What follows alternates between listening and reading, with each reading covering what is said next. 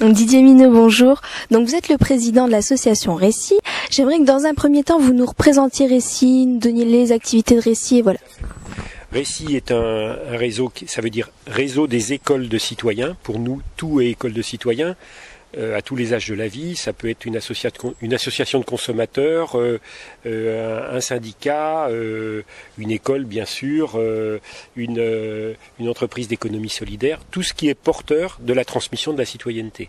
Récit est né en 2002 à Porto Alegre, au Forum social mondial, d'un constat, c'est que face aux problèmes énormes de la planète et de la société, des différentes sociétés, l'éducation est un levier puissant et donc on s'est attaché à développer l'éducation émancipatrice, mais pas seulement à l'école, dans tous les domaines. Donc l'objet de notre rencontre aujourd'hui, c'est que avec Récit et d'autres associations, vous avez lancé un appel pour dire non à la remise en cause de la liberté d'association. J'aimerais que vous nous parliez de ce manifeste, de cet appel, nous dire d'où c'est parti et nous en redonner les grandes lignes. On a découvert assez tardivement d'ailleurs l'existence d'une circulaire en date du 18 janvier dernier qui nous est apparue dangereuse à la fois pour les libertés et notamment la liberté associative et pour les modalités selon lesquelles les collectivités et l'État peuvent aider les associations. Donc, à l'initiative de la Fédération nationale des foyers ruraux d'Action Consommation et de Récit, nous avons organisé une réunion où se sont retrouvées une vingtaine d'associations et où nous avons analysé cette circulaire, essayé de comprendre collectivement les enjeux, et une des conclusions de cette rencontre a été de lancer un appel. Cet appel a été lancé vendredi dernier et aujourd'hui nous en sommes à déjà 1000 signatures. Dans quel sens ça remet en cause la liberté d'association ? Alors, dans la circulaire, il y a deux parties. Et il y a une première partie qui réaffirme un certain nombre de principes, qui est plutôt rassurante. Ensuite, donc on réaffirme la liberté d'association, bien sûr, elle n'est pas formellement remise en cause, mais de fait, les conditions dans lesquelles les subventions pourraient être attribuées aux associations, elles sont extrêmement restrictives. Alors, il y a trois restrictions principales. La première, c'est que dans cette circulaire, on considère que toutes les activités associatives peuvent être assimilées à des activités économiques.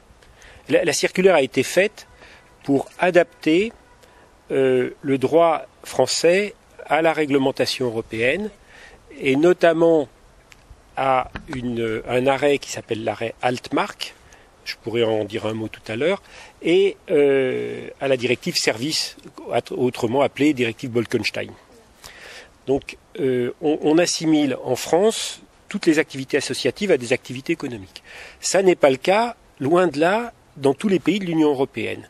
La France est allée au-delà, selon nous, de la directive de départ, et ce choix est de nature idéologique qui tend à nier la spécificité d'actions qui sont faites à but non lucratif dans la recherche du bien commun, que ce soit dans le domaine éducatif, culturel, sportif, de la santé, etc., pour ne considérer que la dimension économique de ces actions. Et toutes les associations n'ont pas une activité économique. Nous, en Récit, nous ne sommes pas sur le marché, nous ne vendons rien, et pourtant nos subventions vont être limitées par cette circulaire. Alors donc, première chose, tout est assimilé à de l'économie.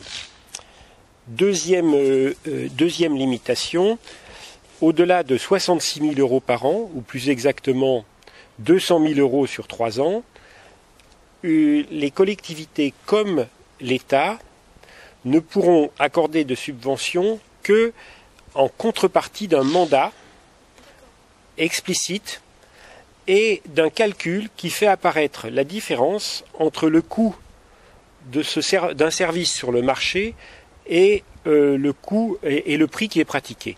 Donc ça oblige à justifier l'attribution de la subvention par des normes, et ces normes en elles-mêmes vont tout à fait à l'encontre de la liberté traditionnelle des collectivités de subventionner les associations. C'est à la fois une remise en cause des associations et une remise en cause de la libre administration des collectivités. D'ailleurs, c'est tout à fait articulé avec la réforme des collectivités par ailleurs.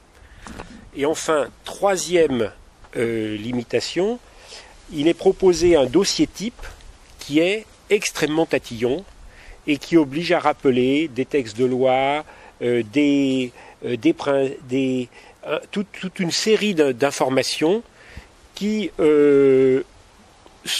rendent la constitution d'un dossier encore plus difficile qu'aujourd'hui pour des petites associations. De ce fait, on sent que ce texte risque d'être finalement assez acceptable pour des grands réseaux associatifs qui produisent des prestations, mais va conduire à une concentration des associations et à la disparition de nombreuses petites associations. Et c'est donc contre cela que nous nous élevons.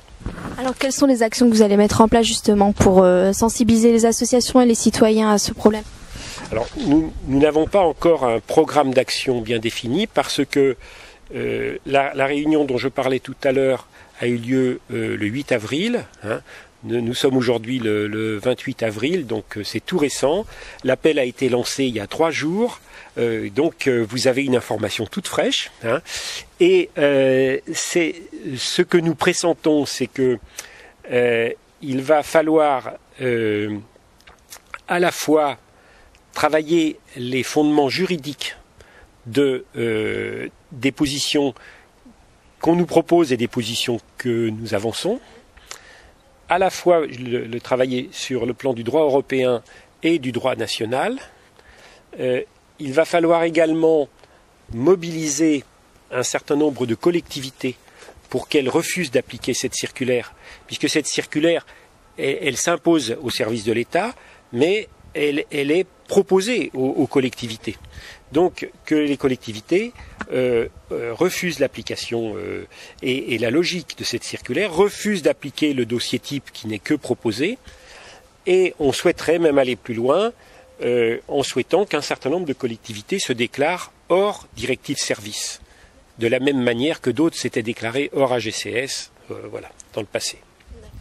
Alors, quelle va être l'actualité de Récy prochainement ? Vous nous avez parlé des prochaines rencontres. Est-ce que vous pouvez nous en donner plus de détails ? Tout à fait, merci. Oui, parce que effectivement, on travaille beaucoup sur ce dossier actuellement de la remise en cause des associations. Ça nous paraît important, mais c'est pas la seule action de Récy.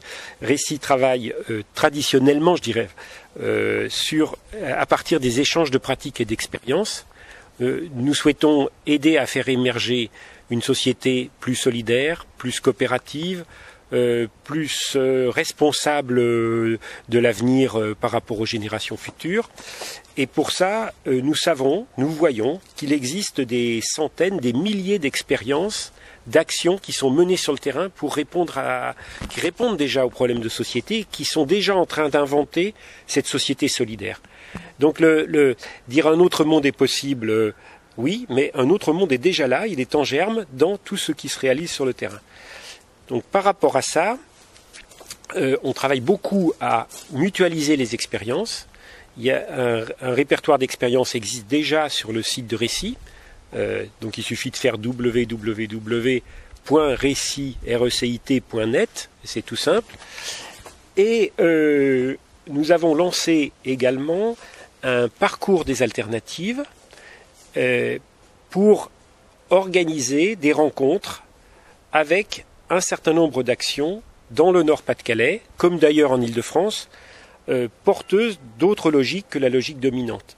Alors ce projet est né d'une analyse de la crise financière que nous avions faite fin 2008. Nous avions bien sûr, comme d'autres, dit que cette crise est globale, elle est à la fois écologique, sociale, politique, démocratique, même alimentaire dans les pays du Sud. Mais nous avions aussi dit qu'il faut oser dès maintenant nous lancer dans d'autres pratiques, et pour ça il faut aller voir ce qui se fait sur le terrain. D'où ce parcours qui est déjà bien avancé aujourd'hui et qui a mobilisé plus de 40 personnes dans la région, notamment une vingtaine à Roubaix. Voilà. Alors ça, c'est une des actions phares.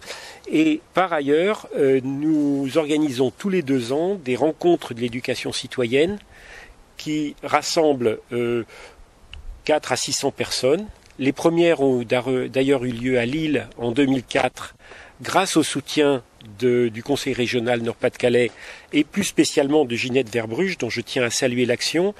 Et elles ont montré qu'il est possible, à travers une mutualisation des expériences, la rencontre, le fait de s'apercevoir qu'on n'est pas tout seul à agir, parce que beaucoup agissent en pensant qu'ils sont isolés, qu'on peut redonner de l'espoir à des gens qui peuvent être un peu essoufflés, qu'on peut mieux discerner le sens des actions et creuser un certain nombre de thèmes.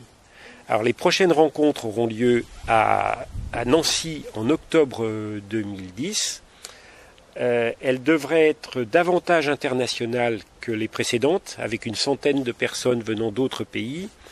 Et on souhaiterait vivement qu'un certain nombre de participants de la région se mobilisent pour contribuer à l'organisation des 25 ateliers qui vont creuser différents thèmes, participer aux échanges informels qui vont se dérouler tout au long de ces 3 jours et au retour peut-être se structurer à travers des réseaux de correspondants locaux et des actions qu'ils détermineront eux-mêmes. Okay. Je vous remercie. Merci beaucoup.